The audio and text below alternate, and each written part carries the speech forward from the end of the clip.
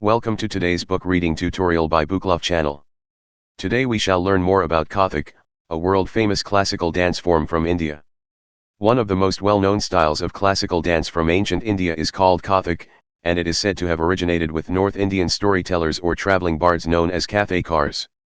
People's stories are frequently based on incidents from epics, myths, and legends.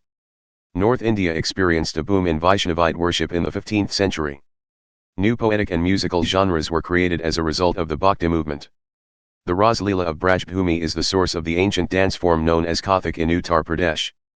The Kathikas, or storytellers, who performed epic sections using gestures and music, gave birth to Kathak. During the Mughal Empire, the dancing genre declined into a sensual style, and court dance split off.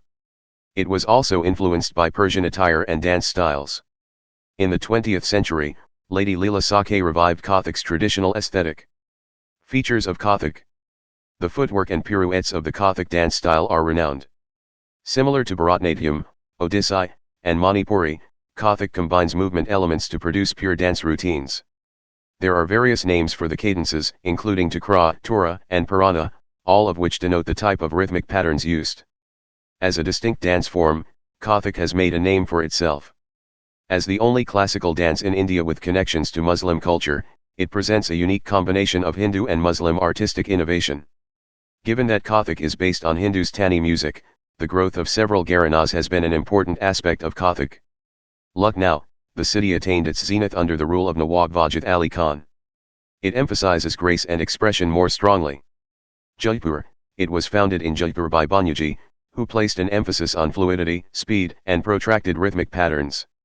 Garg, Raja Chakradhar Singh encouraged its expansion. It stands out because percussion music is given a lot of weight. Banaras, under Janaki Prasad's direction, it expanded. It emphasizes symmetry and makes better use of the floor work. The elements of a Kathak recital are as follows. Ananda is the first component the dancer uses to enter the stage. Thaat, this is composed of gentle, diverse movements. Short and brisk pieces, Todas and Tukdas. The Jugalbandi, which portrays a duel between the dancer and the tabla player, is the main attraction of a Kathak concert. In particular, the dancer performs and recites challenging Bols during the Padhant. In that it starts and concludes with only rhythmic movements, Tarana is like the Lana. A dance called GatBhav is performed without the use of music or chanting. This is how many legendary occurrences are described. Taranas, Thumris, and ghazals were also developed during the Mughal era.